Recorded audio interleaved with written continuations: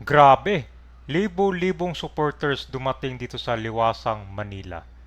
Parang kuha na to guys, no? 2028. Tingnan nyo.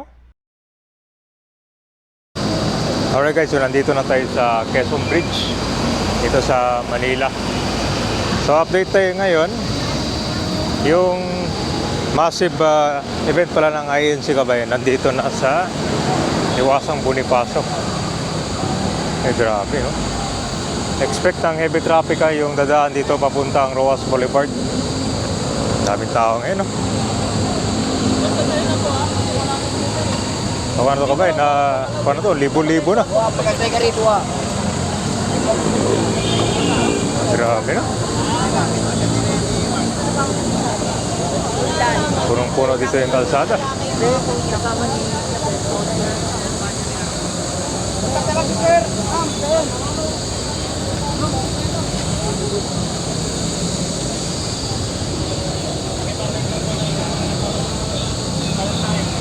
So dito pa lang sa Kabayan, harap ng Metropolitan Theater.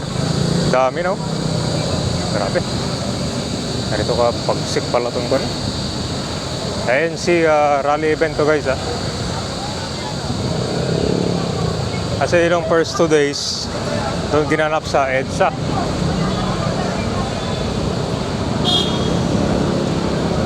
Kabayan, para meron tayong idea dito. Grabe, oh. Daan-daan pala talaga.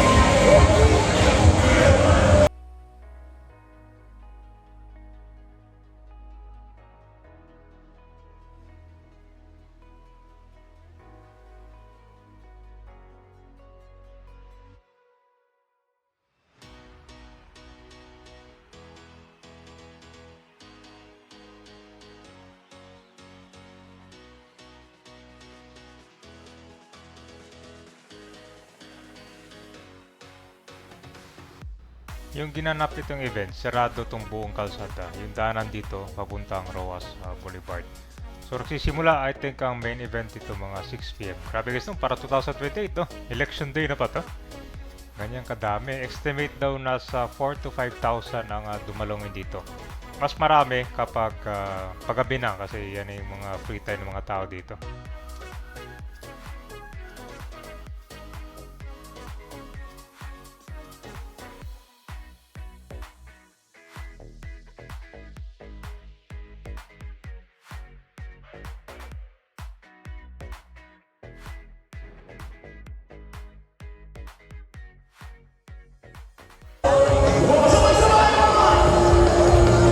Puno dito guys, oh. Papuntang Hidden Garden.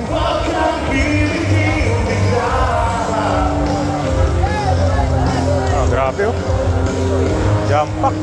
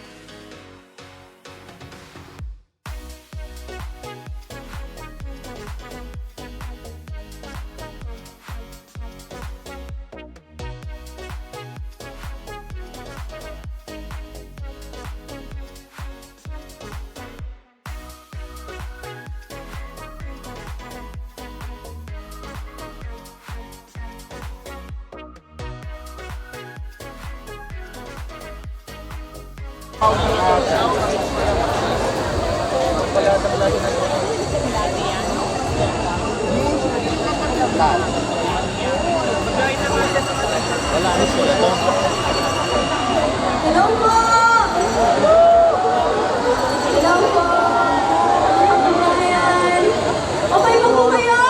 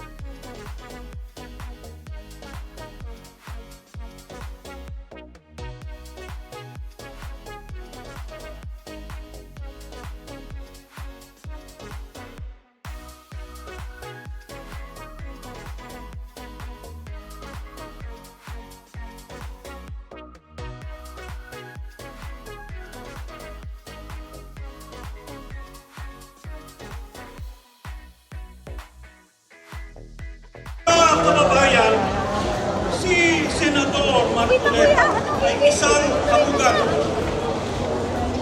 Hindi na siya nangangailangan na ipagtanggol pa natin sapagkat kaya niyang ipagtanggol ang kanyang sarili. Nakita na natin kung maraming Yan guys, labas pasok yung mga tao ngayon dito. nakikipag-debate siya sa Senado at sa iba pang mga forum. Na doon ay malinaw niyang naipapaliwanag kung ano ang nakapinga at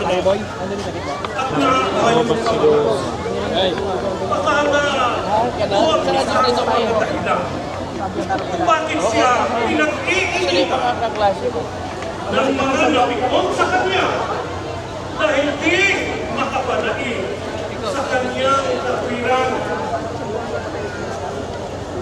Subalit, mga kababayan, ito po ang punto at isipin ko ninyo. Kung Kaya guys, natin sa kabila guys. Malapit sa Manila Post Office. ang tunay ng dandere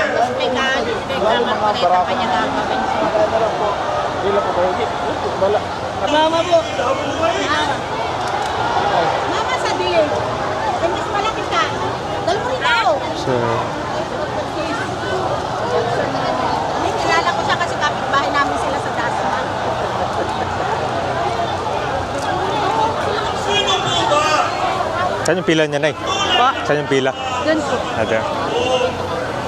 nagkakahalaga ng bilyong-bilyong piso na dapat sana ay ginamit para sa mga proyektong makakatulong sa inyo, sa inyong pamilya, at sa ating komunidad. Marami na pong lumitaw na mga pangalan. Bakit? Bakit ang mga yun? Paano na ang pamilyang lumilikas tuwing may bagyo? Habang ang bilyong-bilyong pisong dapat sana ay para sa flood control project ay ninakaw lamang ng mga kurakot.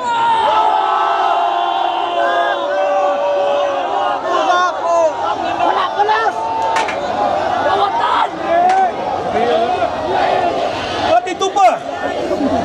ito pa ang tanong, mga kababayan, paano na ang mga kabataan na nawawala ng pagkakataong makapag-aral dahil sa pinsalang dulot ng baha? Kundi, bawat Pilipinong ninakawan ng pagkakataon, ninakawan ng pag-asa, ninakawan ng kinabukasan. So pagkatapos ng event guys, sabay-sabay sila nagsi-uwian ngayon. Libo-libo din, sabay-sabay. Palabas sila dyan sa Hidden Garden, papuntang Loton, Manila. So kanya kadami, estimate na nga yung kabayan ng 4 to 5,000. So mas marami daw yung sa may EDSA. Ano sa tingin nyo?